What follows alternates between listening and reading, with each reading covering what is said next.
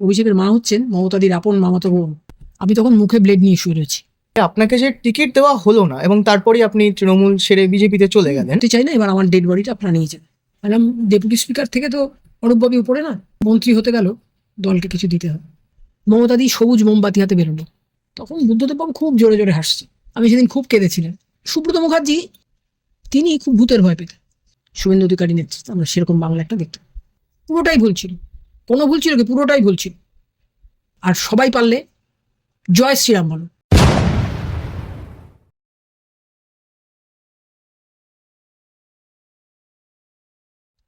অভিষেকের মা কিন্তু আসলে অভিষেকের মা নন, মানে মা তিনি বটেই।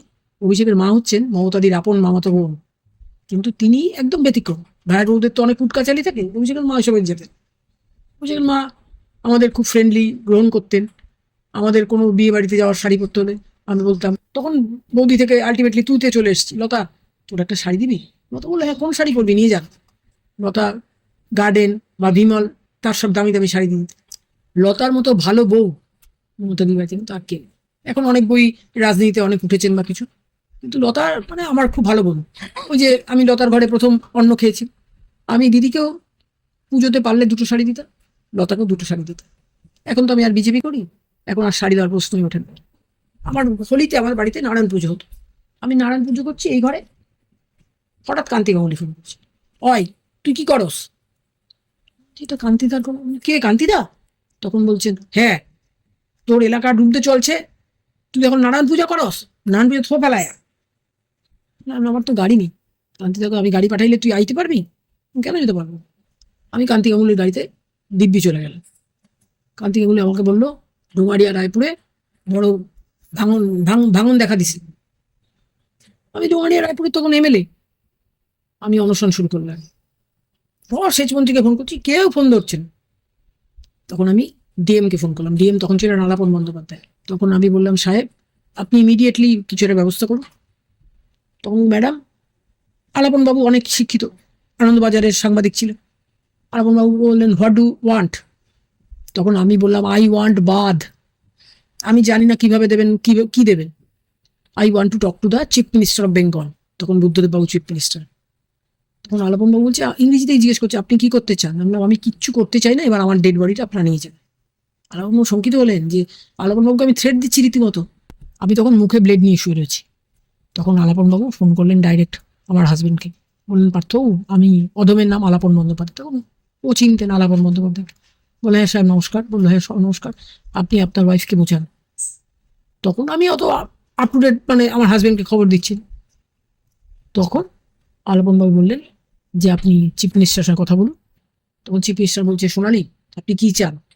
তখন আমি সেচ মন্ত্রী, তখন কি একজন অমল মুখোপাধ্যায় নাকি একটা ছিল, স্যার সেচমন্ত্রী তো আমার ফোনই ধরছেন, আমি তৃণমূল করি, এটা কি আমার অপরাধ? তখন বুদ্ধদেব বাবু খুব জোরে জোরে হাসছে। তখন বললেন আপনি ডিক্লেয়ার করে দিন। আমি বললাম আপনি বলুন, আমি মাইক ধরে আছি।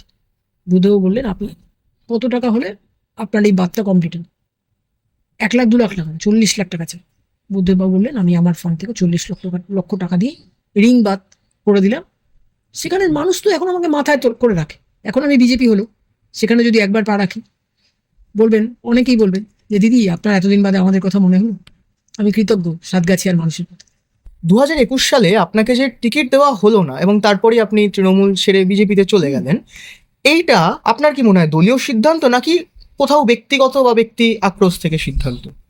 না, আমি তো কোনো দুর্নীতি করিনি। ওই গণেশকে যেমন রাজ্য বিধানসভায় ডেপুটি স্পিকার হিসেবে চাকরি দিয়েছি, এরকম আমি অনেককেই চাকরি দিয়েছি। আমাকে আমার বাচ্চার যে ডাক্তার ডক্টর ত্রিদীপ ব্যানার্জি, তিনি বলতেন, তুই সম্বোধন আমাকে বলতেন, তুই একটা ডেপুটি স্পিকার নিয়ে খুশি?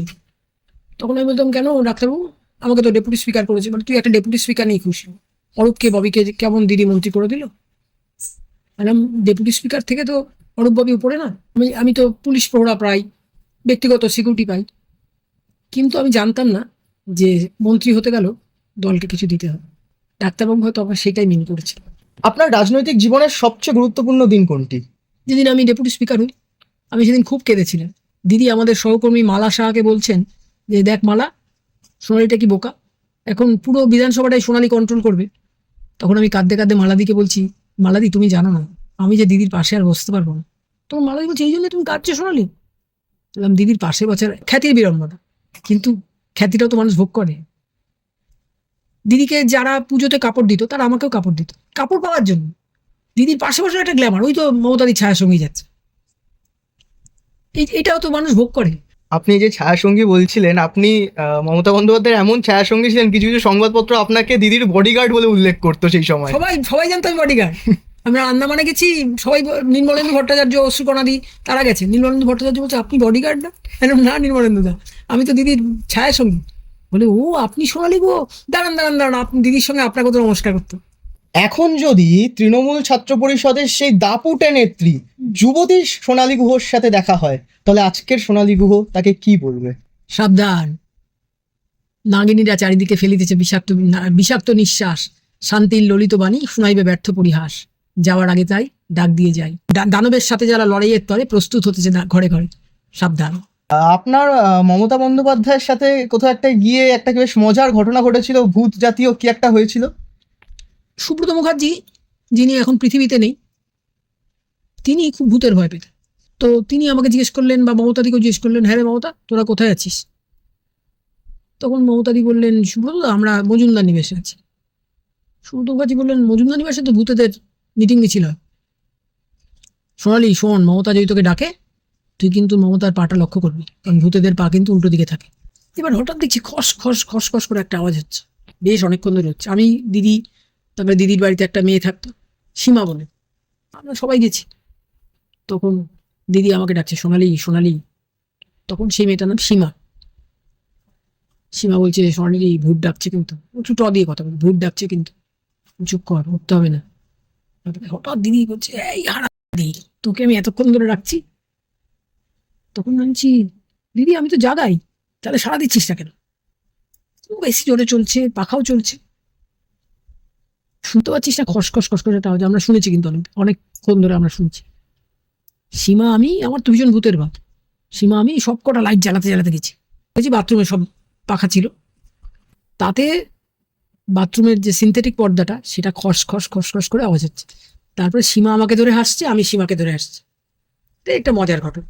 দীর্ঘ 15 বছর পর বাংলায় পালাবদল, ক্ষমতায় আসলো বিজেপি সরকার।